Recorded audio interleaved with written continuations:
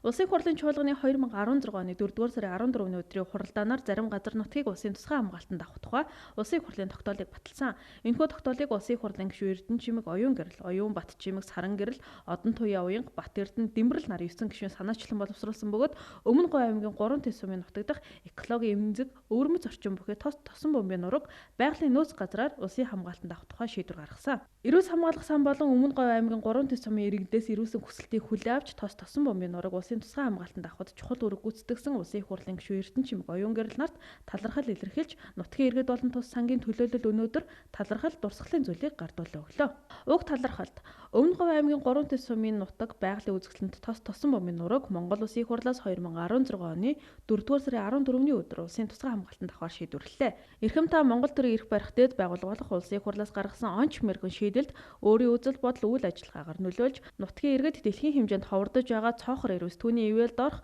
амьтан ургамлын амьдрах ургах таатай орчин болж байгаа газар нутгийг хамгаалах үйлсэд идэвхжүүлэн манлайлан оролцсон учраас энэхүү дурсгал дурсамжийг хадгалуулав. Эрүүс хамгаалах сангийн гүйцэтгэх захирал Баяр Жаргал 3 тэс сумын цэцэг дарга Гангамаа хэмээн бичсэн байна.